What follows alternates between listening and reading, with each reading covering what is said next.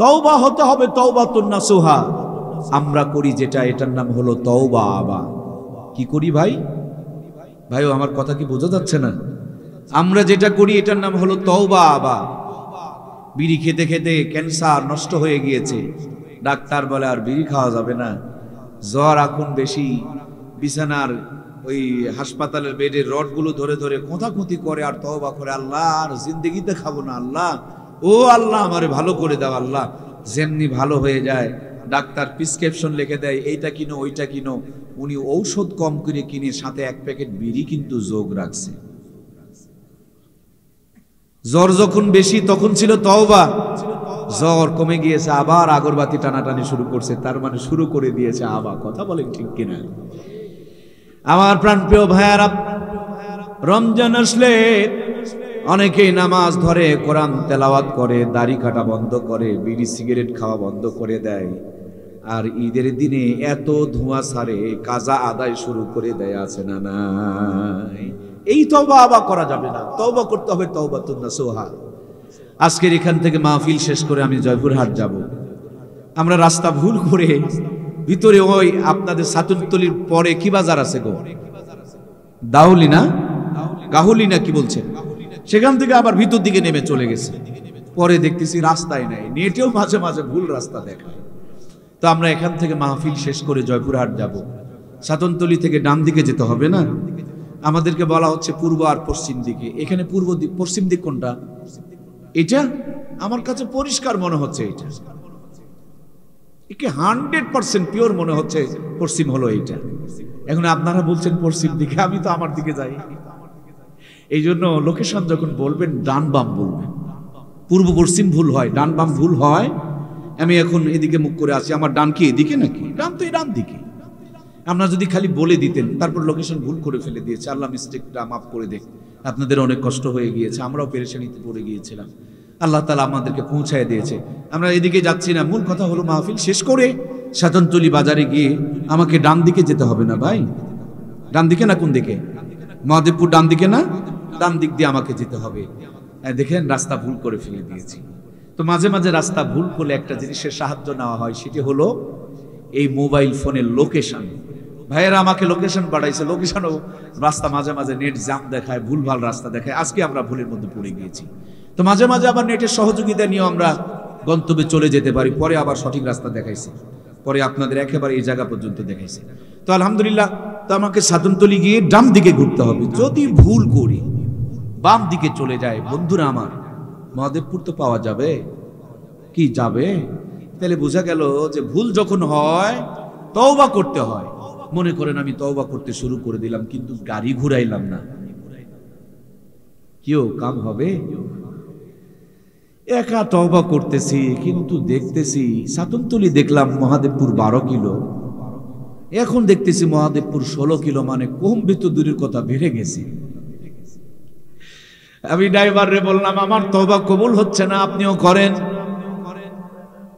গাড়ি ঘুরাইলাম না, এখন দেখি মহাদেবপুর 20 কিলোমিটার। সাথে আমার মিডিয়ার ভাইগুলো আছে, তাদেরকে বললাম ভাইয়েরা তোরাও করো, হাইরে রাস্তা তো ভুল হয়েছে, তওবা করো তওবা করো। পরে দেখতেছি 25 কিলোমিটার। একটুখানি পরে রাস্তার মোড়ে তাকায়া দেখি 5-7 জন তাবলিগ জামাত থেকে আসছে।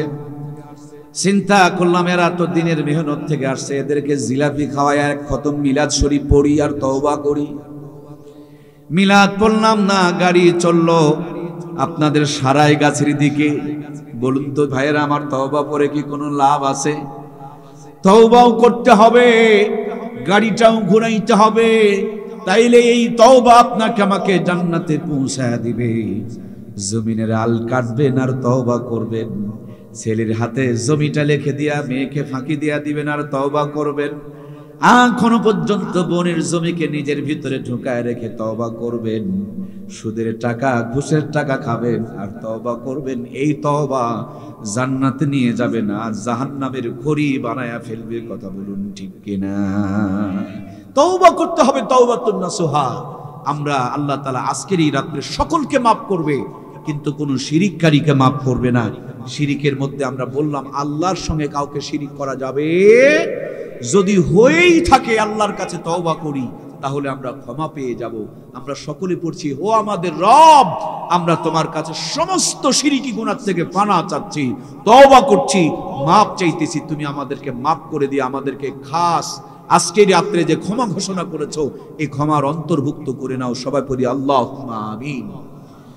ভাইয়ের আমার, 2 নম্বরে যেই ব্যক্তিকে আল্লাহ তাআলা মাফ করবে না, দ্বিতীয় নম্বর ব্যক্তিটা হলো আল্লাহর হাবিব বলেছেন 2 নম্বরে যাকে আল্লাহ তাআলা মাফ করবেন না, সেই 2 নম্বর ব্যক্তিটা হলো হিংসুক। হিংসুক আছে না নাই? বিশেষ করে গ্রামে এগুলো কম। হ্যাঁ বাবা রে, আমার বাড়ির থেকে অন্যর বাড়ি যদি 2 তালা হয়, আমার আর চোখের মধ্যে ঘুম নাই। আমার আর আমার বন্ধুর ছেলে একসাথে পড়তো, আমার ছেলে পাস করে নাই, কিন্তু অন্য ছেলে পাস করেছে, আমার জ্বালা পুরা বেড়ে গেছে। এই আগুন ভিতরে থাকা যাবে না। আল্লাহর নবী বলেছেন, ইয়াকুমুল হাসাদা ফাইন্নাল হাসাদা ইয়াকুলুল হাসানাতি কামা তাকুলুন নারুল হাতাব।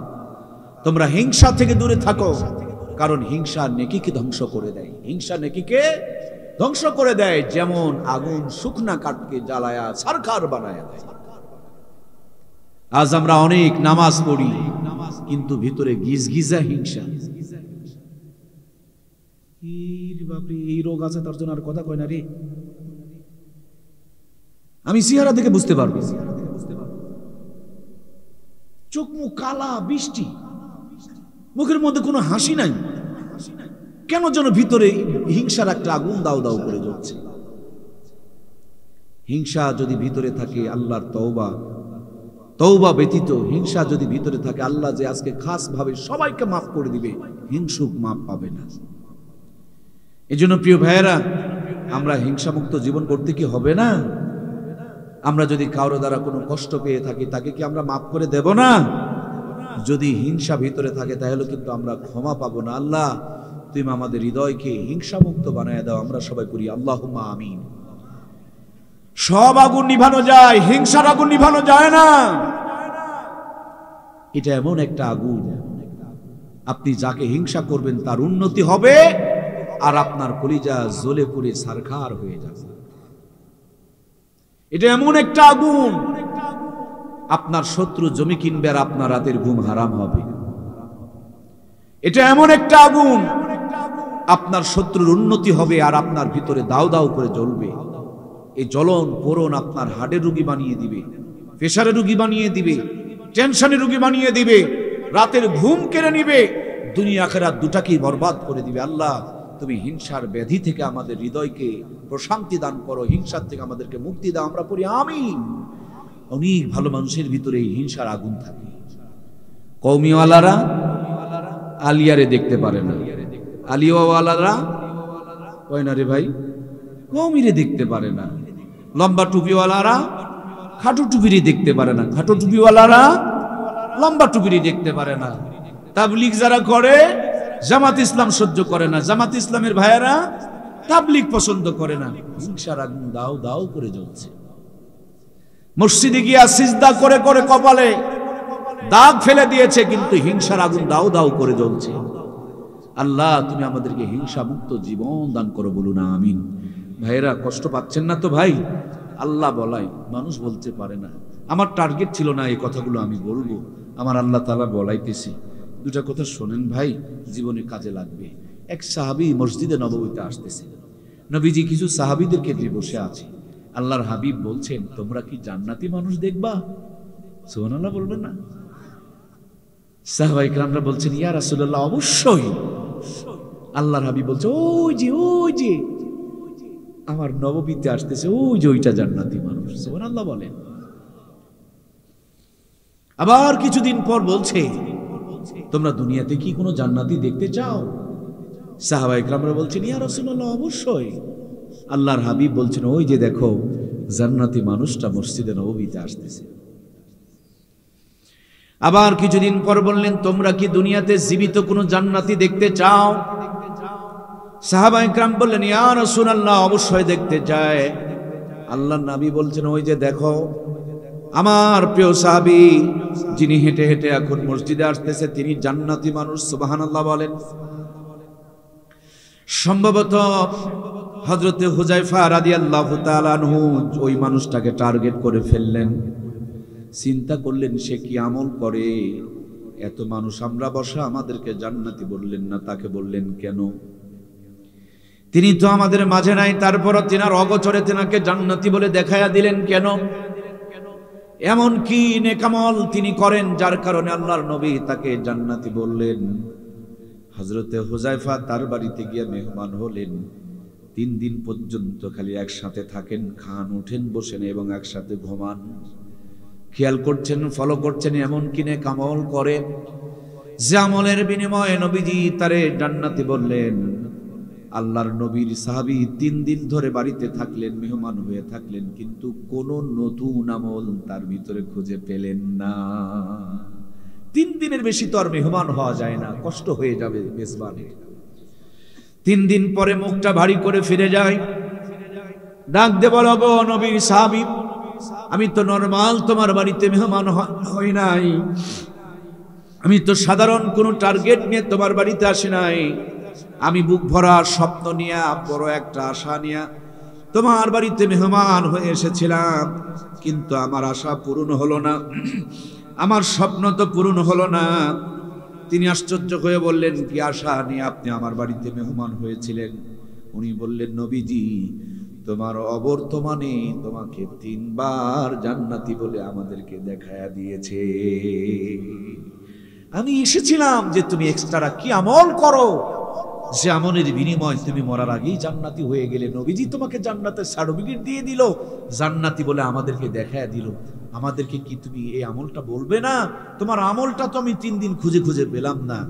আল্লাহর নবী সাহাবী বলছেন, না আমি তো তেমন কিছু করি না, আপনারা যা করেন আমিও তো তা করি, কিন্তু একটা হাদিস আমি এক্সট্রা ভাবে ফলো করি, তা হলো আল্লাহর নবী একদিন বলেছিলেন, সেদিন আপনারাও আমার সঙ্গে ছিলেন, সেদিন আল্লাহর নবী আমাদেরকে বলেছিলেন, কেউ যদি কারো দ্বারা কষ্ট পেয়ে যায়, সমস্ত দুঃখ কষ্টগুলো যদি আল্লাহর হস্তে কাউকে তাদেরকে মাফ করে দেয়, আল্লাহও তাকে মাফ করে দেয়। নবীজির এই হাদিসটা শোনার পর প্রত্যেক দিন ঘুমানোর আগে আমি যাদের দ্বারা কষ্ট পেয়েছি তাদেরকে এক্সট্রা করে মাফ করে দিয়ে তাদের জন্য দোয়া করতে করতে ঘুমিয়ে পড়ি। সুবহানাল্লাহ। সুতরাং প্রিয় ভাইয়ের আমার কাছে অপরাধী ব্যক্তিকে আমি যদি মাফ করে দেয়, আমি তো আমার রবের কাছে অপরাধী, রব কি আমারে মাফ করবে না? আমি যদি আমার রবের বান্দাবান্দিকে মাফ করে দেই, রবও তো আমাকে মাফ করে দিবে। আমি যদি রবের বান্দাবান্দির উপরে শক্ত হয়ে থাকি, রবও আমার উপরে শক্ত হয়ে থাকবে। প্রতিদিন ঘুমানোর আগে আমি ইস্তেগফার পড়ি, প্রতিদিন ঘুমানোর আগে আমি যাদের কাছে কষ্ট পেয়েছি তাদেরকে মাফ করে দেই, তাদের জন্য দোয়া করি। আমার জানা মতে আমি এক্সট্রা এই আমলটুকুই কেবলমাত্র করি। সাহাবীরাও শুনেছিল, কিন্তু এইভাবে গুরুত্ব দেয় নাই, তিনি ওইভাবে গুরুত্ব দিয়েছেন। আল্লাহ নবী তাকে জান্নাতি ঘোষণা করেছেন। আমরা এখানে যারা বসা, বলুন তো দেখি একে অপরের দ্বারা কষ্ট পেয়েছি না পায় নাই? পাওয়া দাওয়া আছে না নাই? সবচেয়ে বেশি কষ্ট পায় স্বামী স্ত্রীর দ্বারা, স্ত্রী স্বামীর দ্বারা। এখানে যতগুলো মানুষ বসা, যদি বলা হয় দুনিয়া একটা অপরাধী একটা মানুষের নাম বলেন, 80% পুরুষ মানুষেরা তাদের বউয়ের নাম পাওয়া লাগবে। কারণ বউ সবচেয়ে কাছে থাকে, আর কাছের মানুষটারই বেশি ভুল ধরা কি পরে না? আমাকে একদিন দেখলেন, আমার কি ভুল জানেন আপনি? আর আপনার বউ 24 ঘন্টা আপনার সামনে ঘরে, বিবিরই ভুল বেশি করে চোখে পড়ে। মা বোনগুলো যারা পর্দার আড়ালে বসা, ওদেরকে যদি বলেন দুনিয়াতে একটা অপরাধী মানুষের নাম বলেন, আপনার নাম বলবে। কারণ আপনার সাথে থাকে, আপনার দোষগুলো তার সবচেয়ে বেশি চোখের সামনে পড়ে। এই জন্য ভিতরে অনেক কষ্ট যন্ত্রণা, যে কারণে আমাদের বেশিরভাগ মানুষের হাড়ের রোগ হচ্ছে। স্বামী স্ত্রীকে মাফ করতে পারে না, স্ত্রী স্বামীকে মাফ করতে পারে না। মনের মধ্যে ওই দুঃখ কষ্টটাকে পুষে রেখে দিয়েছে। তুমি এরকম করলা, তুমি পারলা এটা করতে, তুমি আমার বাবা মাকে গালি দিলা। আর ছেলে মানুষ চিন্তা করতেছে, তোর বাপ মার জন্য সব রান্না করলি, আর আমার বাপ মার খোঁজ খবরটাও নিলি না। একে অপরের বিরুদ্ধে বিশাল পরিমাণ, পাহাড় পরিমাণ দুঃখ কষ্ট হৃদয়ের মধ্যে রয়েছে। আমি আপনাদেরকে সাক্ষী রেখে আল্লাহকে হাজির নাজির জেনে এই আলোচনা করার আগ পর্যন্ত আমার ভিতরেও কষ্ট ছিল আমার বিবির জন্য। আল্লাহকে সামনে রেখে আমি আল্লাহকে হাজির নাজির জেনে মাফ করে দিলাম। আপনারাও সবাই সবাইকে মাফ করে দেন। আল্লাহ আমাদের সবাইকে মাফ করে দাও, বলুন আমিন। মাফ করে দেন, মন থেকে মাফ করে দিয়ে বড় একটা নিঃশ্বাস নেন, দেখবেন ভিতরটা অনেক হালকা লাগবে। পাহাড় সমপরিমাণ বোঝা মাথার উপর থেকে নেমে যাবে। মানুষকে মাফ করবেন না, কষ্টগুলো ভিতরে জমায় রাখবেন। একেবারে জাবুর জঙ্গল ময়লা আবর্জনা ভিতরে নিয়ে ঘুমাইলেন, আর যখন সব মাফ করে দিলেন ফ্রেশ একটা মাইন্ড নিয়ে বিছানায় ঘুমালেন, জান্নাতি ঘুম পাড়তে পারবেন। সুবহানাল্লাহ বলেন। মাঝে মাঝে দেখবেন বিবাহিত ভাইয়েরা বউ যদি কষ্ট দেয় রাতের বেলা ঘুম তো ভালোই হয়। কি ও কথা কয় না কেন? কি আপনারা বিয়ে করেনি নাকি? ও আবার করবেন তার ধান্দায় আছেন নাকি? এই সাবধান, আল্লাহ রে আল্লাহ। কয়েকদিন আগে টাঙ্গাইলে কোন একজন ছেলে মানুষ বিয়ে করছিল, বউ মেশিন কেটে দিয়েছে। অনেকদিন পর সে আবার বউয়ের হাত কেটে দিয়েছে। কি শুরু হয়ে গেল? এজন্য ক্ষমা করে দিতে হবে, ক্ষমা করে দিতে হবে। আল্লাহ আমাদেরকে ক্ষমা করার তৌফিক দান করুক, বলুন আমিন। মাফ করে দেন, সবাইকে মাফ করে দেন। আল্লাহ সবাইকে মাফ করে দিলাম, সবাইকে মাফ করে দিলাম, আমাদের ক্ষমাকে কবুল করে নাও, আমিন। ভিতর হালকা লাগবে, দিলটা ফ্রেশ থাকবে, প্রশান্তি নিয়ে ঘুমাইতে পারবেন। আল্লাহ তুমিও আমাদেরকে মাফ করে দাও, বলুন আমিন। আমার প্রাণপ্রিয় ভাইয়েরা, তাহলে ক্ষমা করে দিলে পারে আল্লাহ আমাদেরকে ক্ষমা করে দিবে।